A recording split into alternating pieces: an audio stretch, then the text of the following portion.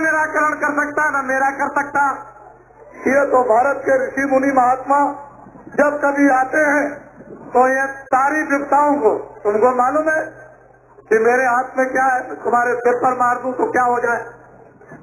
उनसे पूछो जाकर रास्तों में कि जिनके वो सब हाथ रख दिया वो क्या कहते कहते गए।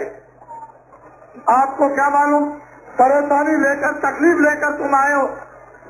मैं एक तकलीफ तुम्हारी ठीक कर सकता हूँ, 2 तकलीफ ठीक कर सकता हूँ, 4 तकलीफ ठीक कर सकता हूँ। मेरे पास तो उसका मसाला है, मुझे तो उसका भगवान का हुक्म मिला है कि इनकी तकलीफों को सुनो, इनकी तकलीफों में शरीक हो, इनकी तकलीफों को दूर करो, इनको अपनी बात सुनाओ, इनको मेरी बात सुनाओ, इनको मानवता की बात सुनाओ, इनको अच्छे बुरे कर्मों का बोध कराओ, इनको बुराइयों से हटाओ, इनको अच्छाइयों पर चलाओ।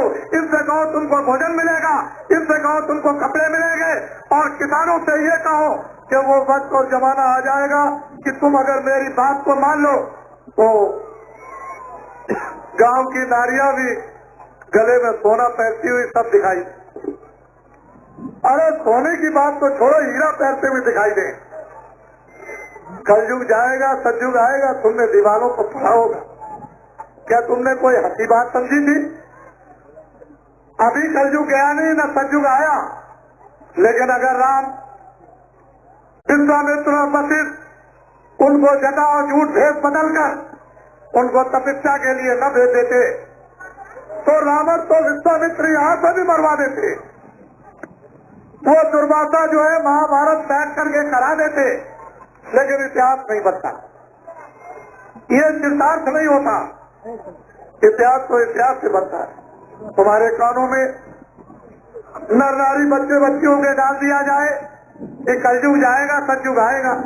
अभी नहीं गया कलयुग, न सतयुग आया, लेकिन तुम्हारे कानों में कोई बात तो पहुंचाए और उस बात का तुम्हारे हृदय स्तर पर कोई काम होने लगे।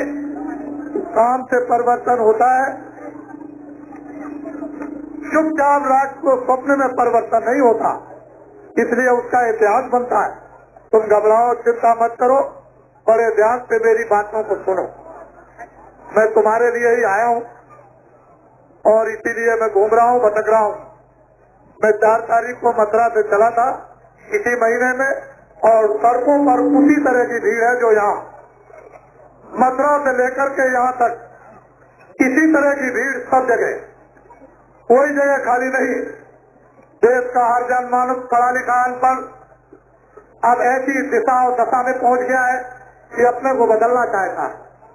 उसके मन पर कोई और चीज आ गई, उसकी बुद्धि पर कोई और चीज आ गई, उसकी आंखों पर कोई और चीज आ गई है, उसके हृदय स्तर पर कोई और चीज आ गई, उसके भाव में कोई और चीज आ गई, खड़े होने में बैठने में कोई चीज आ गई। उसमें एक परिवर्तन के संकेत सामने उभर आई, दिखाई देने लगे, और महात्मा द्वारा हमें सब परिवर्तन हुआ।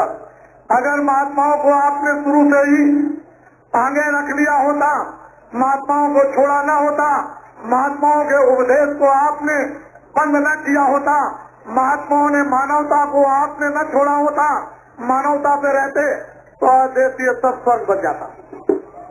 लेकिन आप तो लालच में फंस गए, जरा जरा सी चीज के लालच में ईमान बेच दिया, पूरा पूरा अपना धर्म बेच दिया, पूरी पूरी अपनी सत्यता बेच दी, पूरा अपना पेड़ बेच दिया। जब सब कुछ मनुष्यता का आपने बेच दिया तो आपके पास क्या रह गया? ये चीजें फिर से जानी पड़ेगी, उसके लिए मेहनत करना है। हमारे ऐसे सेवकों को मेहनत करनी पड़ेगी आपके साथ में। तो जो चीजें आपने फेंक दी उनको उठा करके लाना, जो चीजें आपने भर ली है अपने हृदय स्थल में उनको निकाल बाहर करना, तब जाके काम बनेगा। ऐसे काम नहीं तो समय बदलेगा। बच्चे और बच्चियों घबराओ नहीं, अब उसका समय और दिन ये हम जानते हैं कि बहुत तरह से तुम निराश हो चुके हो, तुमको कंबल डाल के लोगों ने लूट लिया, इसमें कोई संदेह वाली बात नहीं है, और तुम वैसे ही के वैसे रह गए। इसलिए वक्त और समय की बात हम तो इतना चाहते हैं कि दिन में आप काम जो भी इस समय पर करते हो हम मदद देंगे। खेती में काम करते हो हमसे आप मदद ले सकते हो कि जिसकी खेती में 20 मन गल्ला होता है मुझसे 30 मन ले लो, मैं देने को तैयार हूँ। लेकिन यह है कि शाकाहारी जीवन बना लो। शाकाहारी जीवन किसको कहते हैं? जितने अनाज ही दिन में 100 बार खाओ, जितनी सब्जियां है दिन में 100 बार खाओ, जितने फल है 100 बार खाओ, और जितना दूध है 100 गिलास पियो, और घी है किलो खा जाओ। आप अच्छे से अच्छे कपड़े पहनो और अच्छे मकान में रहो। ये है शाकाहार। शराब मत पीना, शराब पी लोगे घर चौपट, घर बर्बाद, घर नष्ट हो जाएगा, समाज नष्ट हो जाएगा, मनुष्य नष्ट हो जाएगा, बच्चे नष्ट हो जाएंगे, स्त्री नष्ट हो जाएगी, अड़ोसी पड़ोसी नष्ट हो जाएंगे, सारा देश नष्ट हो जाएगा। ये सारा देश शराब के शराबोर में नरक बन जाएगा, और उस नरक में सब चिल्लाएंगे तो नकार खाने में कोई आवाज किसी की सुनने वाला नहीं। इसलिए शराब मत पीना। तुम ये अपना मन में प्रतिज्ञा करो कि हम अनाज खूब खाएंगे, हम सब्जी खूब खाएंगे, हम फल खाएंगे, अच्छे कपड़े पहनेंगे, अच्छे मकान में रहेंगे। हाँ, मुझसे मदद लो, मैं मदद करूंगा। मैं चाहे दूर रहूं जंगलों में, लेकिन फिर भी आपकी मदद करूंगा। सूरज तो इतना दूर रहता है, वो आपको रोशनी देता। भगवान तो सर्वव्यापी है, लेकिन वहाँ से बैठ करके सब कुछ देखता हो। तुम अंधे हो गए। जब तुम अंधे हो गए तो परमात्मा को देख नहीं सकते हो। आँख का पर्दा हटाओ, परमात्मा सामने।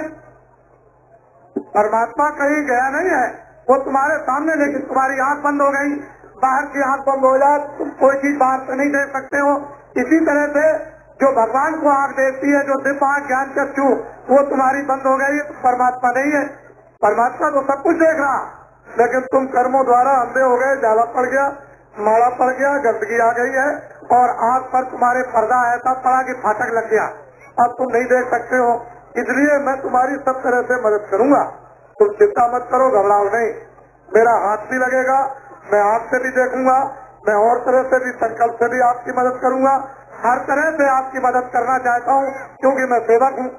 मुझे तो आपके कष्टों को देख करके हृदय में बड़ी तकलीफ है, बड़ा दुख है। हम देखते हो कितनी मेहनत करते हैं। हमारी मेहनत को चल करके 10 फीट तक देख लो कि मैं कितनी मेहनत करता हूँ। मैं तो बुढ़ा आदमी हूँ, लेकिन मेरी जितनी मेहनत जमा नहीं कर सकता। इसलिए अब आप, मैं ये चाहता हूँ पहले कि दिन में काम बच्चों की सेवा, मैं परमात्मा का सीधा सादा ऊंचा सरल, स्त्री चारपाई पे लेट के, पुरुष चारपाई पर लेट के खेत में काम करो। वहाँ सुबह दोपहर में जब तुमको 24 घंटे में समय मिल जाए, 2 मिनट 4 मिनट मेहनत करो, तो 4 मिनट मेहनत की मजदूरी ले लो। भगवान का मनुष्य रूपी मंदिर में ऐसा दरवाजा है भजन करने का कि जितनी मेहनत करो, 1 मिनट करो तो 1 मिनट की मजदूरी लो, 2 मिनट करो तो 2 मिनट की मजदूरी, 10 मिनट करो तो 10 मिनट की मजदूरी आपको तुरंत मिल जाएगी। ऐसा सरल, ऐसा ऊंचा, ऐसा सीधा, ऐसा आसान भगवान का मनुष्य रूपी मंदिर में भजन, जिस भजन के द्वारा आत्मा शुद्ध पवित्र हो जाए और जाग जाए, और यहीं से बैठ करके मरने के पहले स्वर्ग में, मरने के पहले वैकुंठ में, मरने के पहले ब्रह्मलोक में पहुंच जाए। ऐसा सब मनुष्यों के पास दरवाजा है, लेकिन उसको सब भूल चुके हैं। जब तक वेदी नहीं मिलेगा, जानकार नहीं मिलेगा, तब तक मनुष्य रूपी मंदिर में भगवान के पास जाने का फाटक नहीं खुलेगा। वो फाटक हो गया बंद, और वो मैं खोलने के लिए आपका फाटक आया हूँ। इसलिए मैं देना तो चाहता हूँ कि तुमको बहुत कुछ दे दूं, लेकिन तुमको लेना नहीं आता, और दे भी दूं तो रखना नहीं आता है। तो धीरे से पहले तो बर्तन बनाना पड़ेगा कि जो कुछ दिया जाए उसको ले लिया जाए, और जो ले लिया जाए उसको रख लिया जाए, और रखने के बाद उससे लाभ ले लिया जाए। तो ऐसा बर्तन जब बनाया जाता है, दूध रखोगे खराब बर्तन में फट जाएगा, कपड़ा गंदा पहनोगे तो बदबू आएगी, घर में झाड़ू नहीं लगाओगे तो बैठा नहीं जाएगा, जहाँ जानवर बसते गोबर नहीं उठाओगे तो दरवाजे को लोग हसमुन कहेंगे। ये तो तुमको सफाई करनी पड़ेगी। तो मन की, बुद्धि की, चित्त की, अंतःकरण की सफाई करनी होगी, और इसके लिए महात्मा को धोबी बनना पड़ेगा। वो धोबी को घृणा नहीं करनी है। तुम किसी भी जात पात के छोटे बड़े हो, उसको कोई घृणा किसी तरह की नहीं। उसकी दृष्टि में मनुष्य है। जब पैदा हुआ था तो कोई जात लेकर नहीं आया, न कोई भाषा लेकर आया। तुम्हारी ये बनावट भी, तुम बनावट से फंस गए, जब जाने लगो तो क्या जात लेकर जाओगे? जैसे आए वैसे चले जाओगे, न कुछ लेकर आए न कुछ लेकर जाओगे। तो मैं अभी परमात्मा का आपको अभी भेद सरल और सीधा बता देता हूँ 10 मिनट। जिसको मंत्र कहते हैं, जिसको दीक्षा कहते हैं, जिसको गुरुमंत्र कहते हैं, ये हमारे यहाँ नहीं कहा जाता। कलयुग में कहा जाता है नामदान। नामदान के बराबर दुनिया में कोई दान नहीं, न सोना है, न चांदी है, न हीरे। सारा संसार अगर दे दीजिए आप दान में तो उसके बराबर कुछ भी दान नहीं। ऐसा अनमोल आत्माओं का दान और मनुष्य रूपी मंदिर में उसका खजाना भरा हुआ है और तुमको उसका मालूम नहीं, और तुम ऐसे ही रोते चिल्लाते चले जा रहे हो। अगर तुमको ये संपत्ति, ये दौलत मिल जाए तो तुम कृतज्ञ न हो जाओ, तुम सुखी न हो जाओ, तुम प्रसन्न न हो जाओ, तुम आनंदित न हो जाओ। लेकिन तुमको ये चीज मिली नहीं तो मैं तुमको देता हूँ, घबराओ नहीं। सीधी सरल जो मैं बोलूंगा सब लोग एक साथ एक आवाज में बोलना।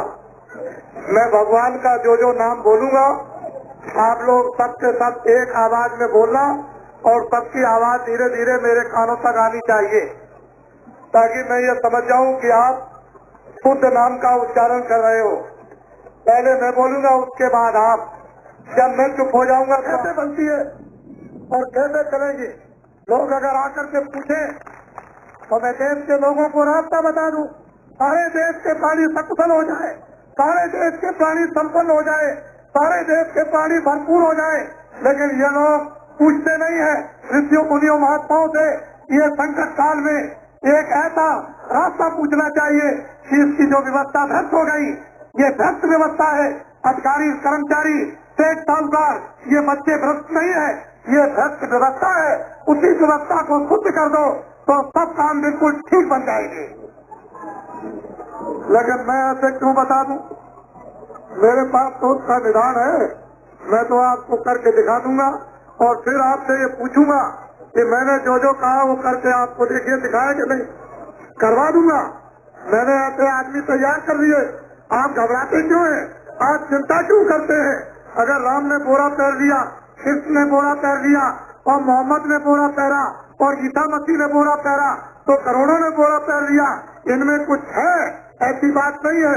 आज के युग में बोरा पैर कर कोई चीज है, ये आपके लिए होगी। महात्मा सब आपके लिए तैयार करते हैं, वो ऐसा नहीं। ये भगवान की सृष्टि है, ये धर्म भूमि है, ये कर्म भूमि है।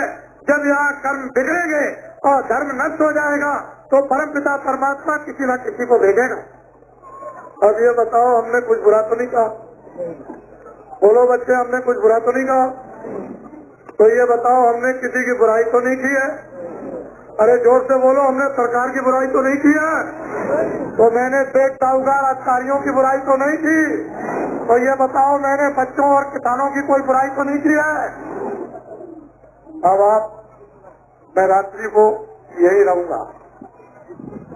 आप किसी जगह खड़ा रहेगा, सुबह प्रस्थान करेगा।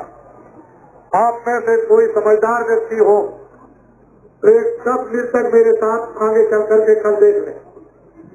रास्ते की भीड़ों को मेरे साथ चल करके 10 मिनट तक वो देख लें कि रास्ते सड़कों पर जनता कैसे आती है, तो आपकी समझ में आ जाएगा कि सारे संसार का माहौल, सारे संसार इंसानों और मनुष्यों के भाव, मनुष्यों की कांक्षा और इच्छा, ये सारे देश में फैल गए।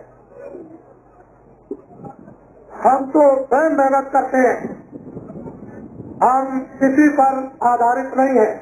हम अपनी मेहनत पर विश्वास रखते हैं और अपने भगवान पर। इसीलिए हम आपसे कहते हैं कि आप हमारी बात को मान लो।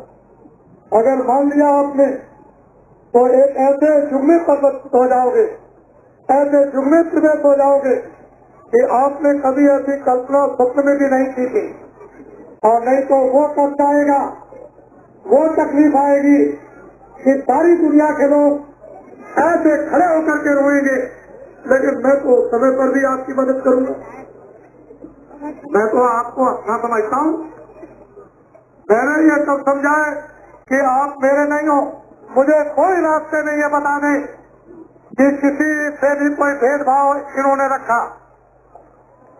कोई बच्चा, कोई स्त्री, कोई पुरुष, पढ़ा लिखा हो, अनपढ़ हो, वो ये देखे इस चीज को कि कोई भेदभाव किसी तरह का सपने में भी, कोई भावना में भी है।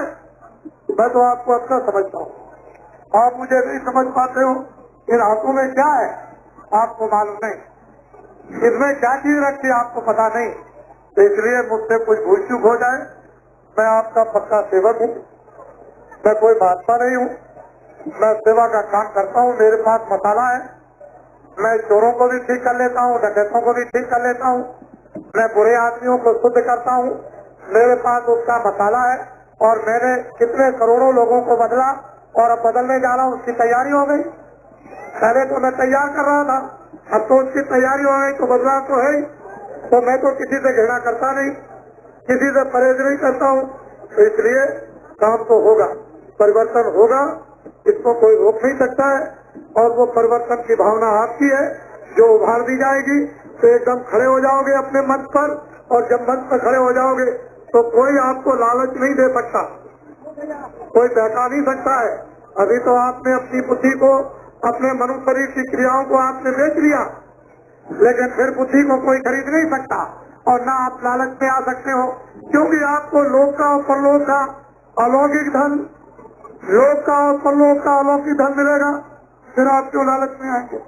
अच्छा बोलो, जय गुरुदेव, जय गुरुदेव, जय गुरुदेव। कल का कार्यक्रम हमारा रास्ते का सोनपुर में इसी तरह का पड़ाव कल पड़ेगा, और सोनपुर में 17 तारीख को भी पड़ाव पड़ेगा। एक दिन विश्राम का है। इसी तरह के कार्यक्रम रास्ते में करता हुआ और ऐसा ही कार्यक्रम जनसमुदाय के सामने सोनपुर में कल है, शाम को 3 बजे ये शुरू होगा और फिर वहीं पर पड़ाव पड़ जाएगा और 17 तारीख को वहीं रहेगा। उसके बाद ये 10,000 किलोमीटर की यात्रा है, 10 प्रांतों की 90 दिन की, 90 दिन बराबर इसी तरह से, और 10 प्रांतों की और 10,000 किलोमीटर की यात्रा है। ये छोटा काम नहीं है। जिस तरह से बहनें अपने भाई को राखी बांधती है, ऐसे ही संकल्प जब सिद्ध किया जाता है, जब पका लिया जाता है, तो इसी तरह से संकल्प का एक धागा तैयार करके और फिर कर लिया जाता है, फिर आपको बांधा जाएगा। वो संकल्प का धागा है, ये चारों तरफ से बन जाएगा, फिर आप देखिएगा। बोलो जय गुरुदेव, जय गुरुदेव। खड़े हो जाओ, खड़े हो जाओ, सब लोग मेरी तरफ देखो, सब लोग खड़े हो जाओ, अपने हाथ को ऊपर करो, हाथ नीचे करो।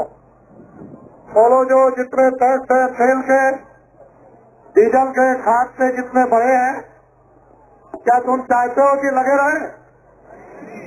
इनको खत्म कर दिया जाए? तो जरा हाथ तो उठाओ।